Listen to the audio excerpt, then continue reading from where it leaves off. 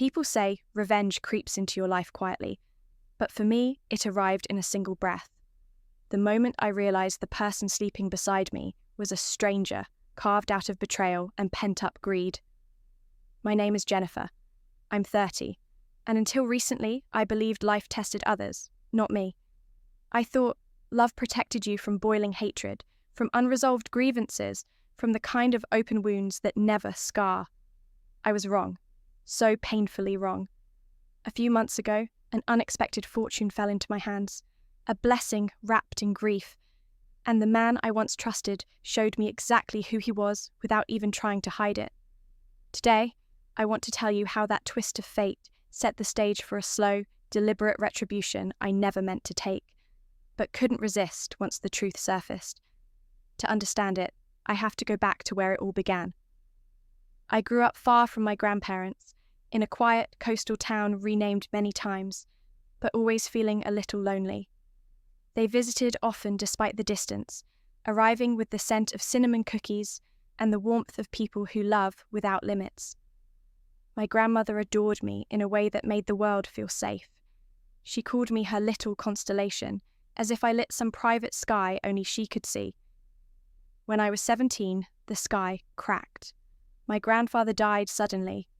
The grief carved its way into both of us, leaving us clinging to daily phone calls just to steady our trembling voices. When college came, I chose one near her home so she wouldn't drown in sorrow. Or maybe so I wouldn't. That's where I met David. Back then, everything with him felt soft, promising, hopeful. A fairy tale told in the glow of campus lights.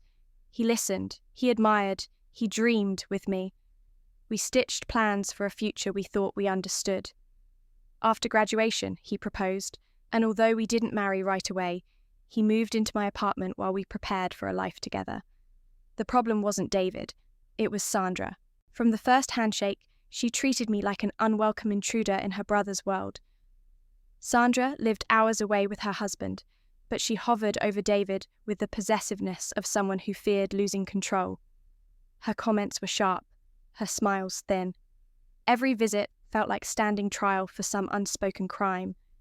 The only reason I endured her was Ashley, that bright, gentle child who melted every wall around me.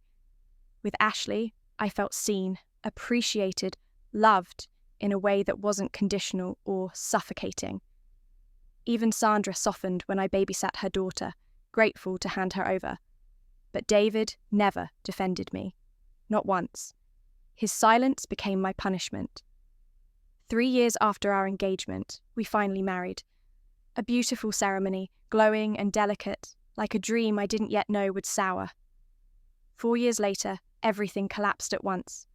First, my grandmother died, and with her, the last piece of my childhood peace.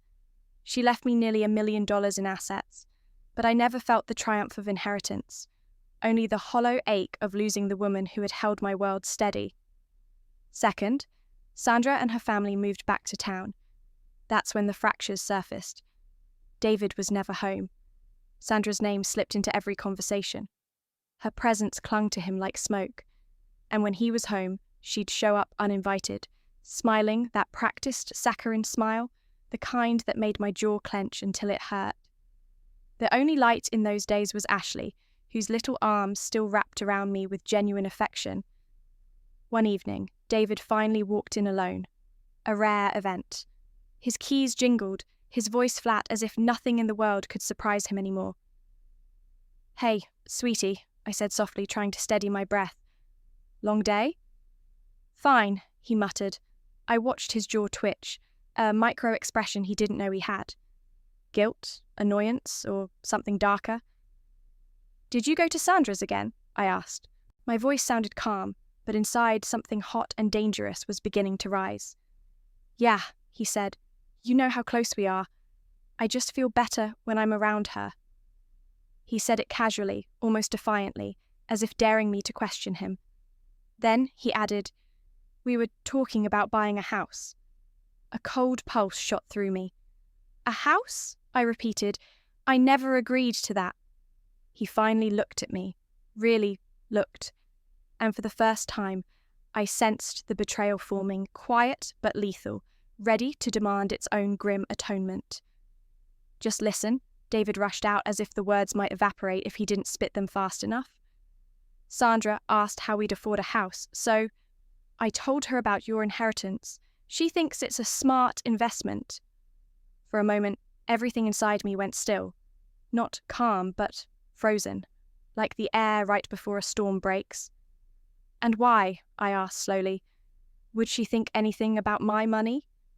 "Because," he said, irritation flickering across his face, "you have enough to almost pay for one outright. It's time we settled down, time to invest in our future." "I have other plans for that money, David." His jaw tightened. "It's like you're saying your money is yours and not mine." "It is mine," I replied, quiet but razor sharp. "And I decide how it's spent." His eyes darkened, a shadow passing through him. "Either you invest it in something for both of us, or I'm leaving." My breath caught. "You're threatening to leave because I won't hand you money?" "I'm trying to build our life, Jennifer," he snapped. "No," I murmured, heartbeat thudding like a warning drum. "You're trying to build yours with what isn't yours." He exhaled hard, turning away. "Just think about it." But I already knew. The seed of betrayal had sprouted, ugly and poisonous. After that conversation, David drifted even further. Nights away, excuses delivered with a hollow voice. Sandra stopped visiting except to drop off Ashley. No forced smiles, no sugar-coated hostility, just cold efficiency. Whenever I asked David what was happening, he dismissed me with a shrug. Eventually, I stopped asking. One afternoon, Ashley skipped to my door, her little backpack bouncing. She always brought sunlight with her, even when my world felt dim. "Hey, sweetheart," I greeted. "How's my favourite niece?" "I'm your only niece," she giggled. "Still my favourite," I winked. "Nails and ice cream today?" Her eyes sparkled. "Can I paint my nails pink?" "Pink and glitter if you want." We spent the afternoon laughing, the kind of laughter that almost lifts the weight off your chest. But then her voice softened. "Aunt Jennifer," she whispered, "I'm really going to miss you." A strange chill crawled up my spine. "Miss me? Why would you miss me? I'm not going anywhere." She hesitated, twisting her fingers. "Mummy and Uncle David were talking. Mummy said she's helping him with some cases, and they said he'd get a big house after you left." I stopped breathing. "Sweetheart," I asked gently, "when did you hear that?" 2 days ago," she whispered. "Mummy got mad when she saw me listening and told me not to tell you." My heart sank, not slowly, but like a stone breaking through deep, dark water. I thanked her, hugged her, and took her for ice cream as promised. She didn't need to carry the weight of her mother's schemes. But that night, after Sandra picked her up, I sat on the couch trembling. The truth was now undeniable. The man I trusted was conspiring against me, with his sister, against his wife. The betrayal burned like an open wound. I needed help, someone who wouldn't twist my words or gaslight me into doubt. So I called Donald, David's father, a lawyer, and the only member of that family who had ever shown me real kindness. He answered with his warm, familiar tone. "Hello, darling. What a lovely surprise. How are you?" "Hi, Donald." My voice wavered. "I don't know. I need your help." "My help? What's wrong? Is David there?" "No," I whispered. "David is the problem." A long, heavy silence followed. "Oh dear," he sighed. "I always told that boy to treat you right." "What has he done now?" So I told him. Everything. Ashley's accidental confession, the whispers of a plan that reeked of manipulation, the inheritance suddenly becoming ours, the strange closeness between David and Sandra.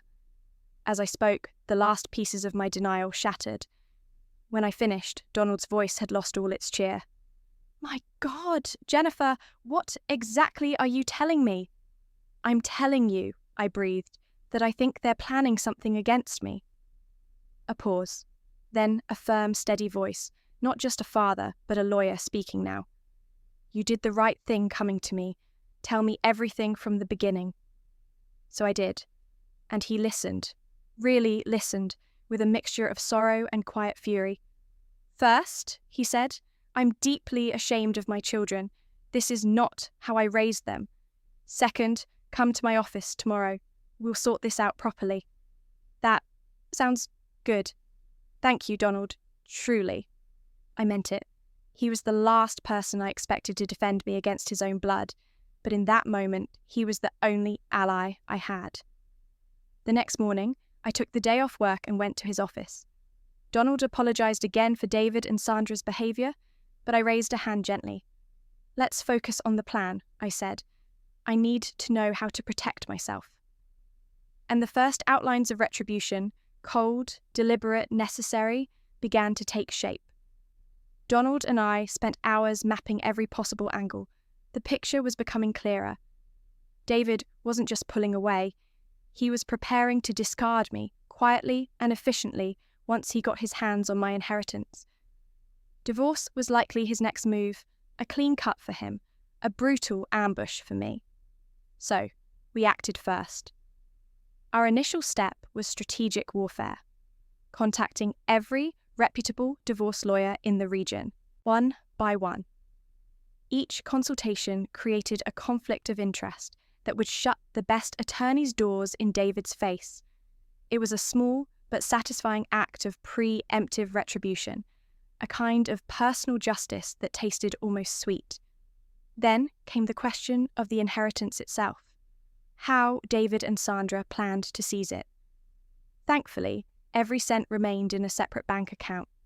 I had never used it to buy him anything. I had once considered surprising him with luxury gifts, but betrayal has its own brutal clarity. Donald and I agreed, if they couldn't access my money legally, they might try to take it by force, deceit, or outright theft. So, we set a trap. My apartment already had a top-tier security system, my paranoia's most useful gift. David knew about it, approved of it even. I simply had to make him forget how dangerous that awareness could be. I left my laptop open more often.